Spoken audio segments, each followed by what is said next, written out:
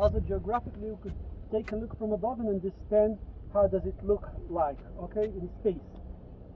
Then after the zoom out, we made zoom in and we went to a specific village, Sataf. Sataf is not important. We just use this village in order to understand how generically the villages in Jerusalem mountains, in Judean hills, look like. Okay, we saw everything typical.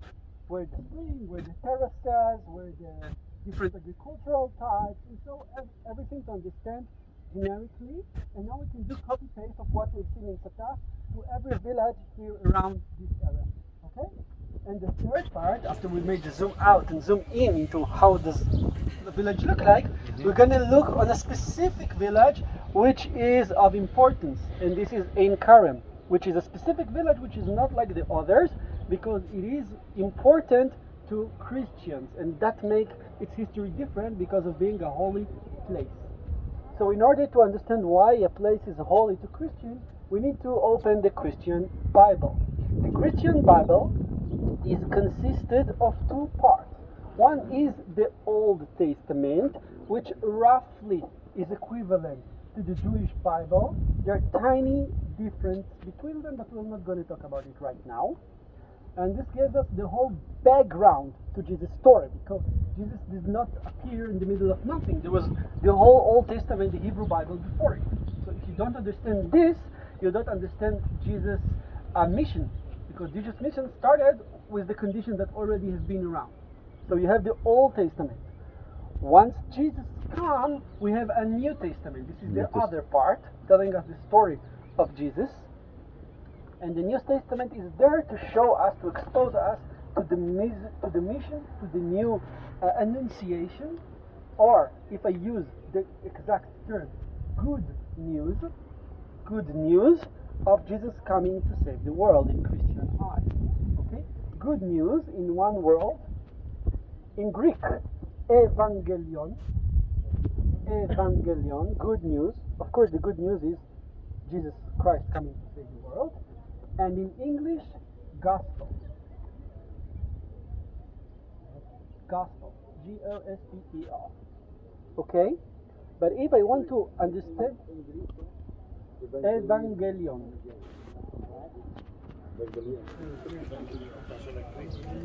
I'm sure you're pronouncing it better than me. And if I want to know what are the good news, what is the story of Jesus, now I started to have problems. Because if I want to open the New Testament and read it, I have 4 Gospels. Okay, so 4 Gospels doesn't mean we have 4 different annunciation, 4 different good news. It's the same story, but being told by 4 storytellers. Okay, so we have 4 evangelists. Each evangelist wrote the story of Jesus from his own point of view. So we actually read the same story 4 times, each time a bit differently. Okay, this is how the New Testament is being consisted from. Is that fine? So if I want to start the story of Christianity, I need to start from the top, from the start. But which one? So what we do now, because this is your first time you're dealing with Christianity, I guess, yes? Yeah. Of course, not the Christian ones, but in the course. We will read chapter A of or A and B, 1 and 2 of each one of them, in order to see that each one of them chooses where he started the story, where the story of Jesus starts. Each one of them have started in a different way, in a different point in timeline. And it's really interesting to go through all the 4 and see how each one of them starts the story. Any question before I start? Is this orange? No, it's not orange. Okay, so I can start. I'm start with one of the 4 evangelists, with Luke. Which chapter? 1. Evangelist. You're right. I used the Greek pronunciation in English. I made a mishmash. Okay, so I start with Luke. Many have undertaken to draw up an account. Don't try, just listen. You can open Luke on Google. Yeah, you don't need to write this down. 1-1. We'll do it in all the 4 Gospels. Many have undertaken to draw up an account of the things that have been fulfilled among us, just as they were handed down to us by those who from the first were eyewitnesses and servants of the word. Therefore, since I myself have carefully investigated everything from the beginning, I seemed good also to me to write an orderly account for you, most excellent Theophilus, so that you may know the certainty of the things you have been taught. Introduction. And now the story starts.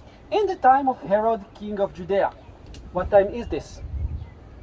Early Roman period. Early Roman period, 1st century before Common Era. Okay? In the time of Herod, king of Judea, there was a priest named Zechariah. Okay? Zechariah in Hebrew, Zachariah in Arabic, who belonged to the priestly division of Abiyah, because there were different shifts. Okay, there were 24 hamulas of priests. You know that all the priests in the Jewish temple were all of them descendants of Aaron, the first priest, brother of Moses. Okay? But of course it was a big family. So they had 24 hamulas, or big families, and each one have a shift. So the year was divided into 24 shifts, and each big family had its shift. This sounds like a Jewish story, not a Christian story. No Christianity before, without Judaism, but Say it. yeah, it was up to you to say it. Okay. His wife, Elizabeth, was also a descendant of Aaron, just like him, because he's a priest. Okay, so he's a priest, and his wife is also from a priest family. Both of them were upright in the sight of God, observing all the Lord's commandments and regulations blamelessly. But they had no children because Elizabeth was barren. Is this the first barren woman we heard of today? No. Because Elizabeth was barren and they were both well along in years. Once, when Zachariah's division was on duty, it was his shift, and he was serving a priest before God, where? The temple in Jerusalem. Yeah, we're The not. Holy of Holies. Yeah, of course, we're now on Second Temple period, early Roman time. Yeah, of course, the temple is already constant in Jerusalem. No more wandering around in Shiloh or different sites in Jerusalem. He was chosen by lot, according to the custom of the priesthood, to go into the Holy of Holiness of the Lord and burn incense. Not the Holy of Holiness, it's just the Holy. It doesn't matter, into the temple. And when the time for the burning of incense came, all the assembled worshippers were praying outside. Then an angel of the Lord appeared to him, standing at the right side of the altar of incense. Okay? When Zechariah saw him, he was startled and was gripped with fear. But the angel said to him, "Don't be afraid, Zechariah. Your prayer has been heard. Your wife Elizabeth will bear you a son, and you are to give him the name John." Yohanan in Hebrew. Yohana in Arabic. Okay? By the way, Elizabeth in Hebrew? Elisheva. In Arabic, I don't know. How do you say in Arabic? Elizabeth. Thank you. He will be a joy and delight to you, and many will rejoice because of his birth, for he will be great in the sight of the Lord. He is never to take wine or other fermented drink, and he will be filled with the Holy Spirit even from birth. Many of the people of Israel will he bring back to the Lord their God, and he will go on before the Lord in the spirit and power of Elias, yes? To turn the hearts of the fathers to their children, and the disobedient to the wisdom of the righteous, to make ready a people prepared for the Lord. And this is, of course, those who know the Old Testament know exactly what it's all about, because in the last chapter of the prophets in the Old Testament, which is the last chapter of the Bible in the Christian order, because the Old Testament is ordered a bit differently, it says that before the day of salvation, God will first send Elias back in order to prepare things to the final day. So he said, your son will be Eliah coming back, but you shall name him John. And Zechariah asked the angel, how can I be sure of this? I am an old man and my wife is well along in years. Someone already said that in the Old Testament. Sarah said the same when she was told she's going to bury a child and she was already along in years. And the angel answered, I am Gabriel. Jibril, I stand in the presence of God and I have been sent to speak to you and to tell you this good news, this gospel. And now you will be silent and not be able to speak until the day this happens, because you did not believe my words, which will come true at their proper time. This is the story. This is how Luke starts. Okay? So of course, if we're Christian pilgrims, we want to find the place. Okay, so the place where all of this happened, sure, it's inside the temple. And by the way, when you will be in the Temple Mount, you will see the chapel of Zechariah there. Okay, showing us, remembering the story of Zechariah up there in the Temple Mount. Those of you who know well this Temple Mount. But we want also to see the house where they have been living. And it's not written here, where was this? But we do know that it's in Judea. And you need to remember it's written that it was on the hills in Judea. And you know that they were priests, so they were serving in the temple, so they might be living not far from it. How far are we here from Jerusalem, from the temple? Yes. 3 kilometers, yeah, no more than that. So, and we have a village here. If we have a village here, of course what we will have, water source. So we have a spring, and above the spring we have the Baal agriculture, and beneath it there are the terraces. You can see from here, and on the terraces there are almonds and thing and everything you know. So if you come here with tourists, the first thing is just to show them our village look in the Judean. Everything we've done in Sataf, you'll do here. You can go down the terraces, show him this tiny valley. This tiny valley is called Valley Ein Karem, but very soon it joins the big Sorek Wadi, which we've seen. It's just a tiny annexation.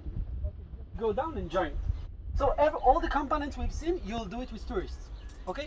I'm going to what is important on this specific village.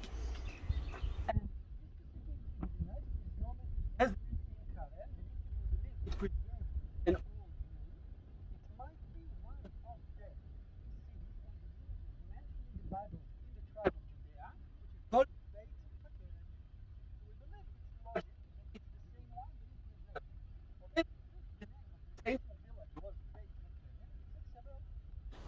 First, Beit Hakerem is known for something special, not very important, but just a fun fact. You still did not learn what is Mishnah, but Jewish scrolls. Oral. Yeah, it's written in the Mishnah that when you build the altar in Jerusalem, okay, first before it's written in the Bible, you should not cut the stones. You should just take the stone naturally as they are in the field. Why? Because if you cut it, you use a sword to the stones that will build the altar, and the altar is the place of peace. You should never put a sword, a metal over it. So you should just take the stones as they are. Never cut them. But of course, if you want to build the altar in the temple, you need them to be big and beautiful ones. Yes? So you should take them only from the Wadi of Beit Hakerem. From here? For the altar. Very interesting that if you read about Jerusalem before 1948, the best stone materials were taken from here. So that makes a connection. Before 1948, where is the best stones to build the houses? Take it from the village of Ein Karem. So something is preserved around to show us the connection. But if this is called the House of Vineyard, this means that all of these terraces now being held with figs and olive trees and so on. What were they back then? Grapes. Wineries, grapes. And you hear that the angel told Father Zechariah, your little son John, will be forbidden from touching wine. Oh, that's very hard for a little kid that will be grown up here. Why? Why is this? He's surrounded by it. Or what? Sorry? He'll be surrounded by it. By grapes, but he's not allowed to touch them. Why? He would get drunk. Okay, say it again. What is a Nazir? Can't eat grapes, grape products. Yeah, exactly. So in Old Testament, you know that in Christianity we have kind of monks. They're not allowed to have families and so on. But in the Old Testament, we don't have this. We have different type of monkism, monasticism. Thank you. We have different type of monasticism. It's called Nazir. Okay, and the Nazir is allowed to have family, but he's not allowed to 3 other things.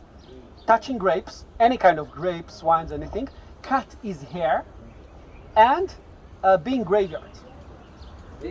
Be in graveyards. Be close to graves. Because death is the most impure thing in Judaism. If you've been in a graveyard, you need to wash yourself. It's impure. This is very Jewish thing. A Nazir is not allowed to be close to any grave, not allowed to cut his hair, and not allowed to eat any grape product. Raisins, grapes, wine, anything like this. No, we're not doing it, but this is something mentioned in the Old Testament and not being, not taking place anymore. There's been a few in modern times, but very, very Yeah, very, very rare, very, very rare. It's, yeah, okay. Okay, yeah, let's leave this. Okay, so actually he's telling him your son, John, will need to be a Nazir, so he will not touch any grape, even though being grown up around this, and you can believe all this used to be, we guess, wineries because of this name, Beit Karem, house of the wineries, okay? Today we have a neighborhood in Jerusalem named Beit Karem, but do not confuse it with this place, which might be the original Beit Karem. Might be. There are archaeologists who don't agree, but let's leave them find out. Okay? Also Beit Karem that separates Upper Galilee and the Lower Galilee. Exactly, that's true. But you remember what we talked about regional names? In the Old Testament, it's the same. You have the same names on First Temple, the Second Temple period in Galilee and in Judea, no problem. It's not close. You can have the same name. Okay? Is that fine? Yeah. Okay. So if we want to understand the ancient village of Beit Karem, which today over it is the modern village of Ein Karem, we need of course to go to the heart of the village, which is the spring. Okay? So let's go to the spring. I don't need to explain you how springs are being made because we already done this, but with your tourist, you'll do this explanation there in this spring.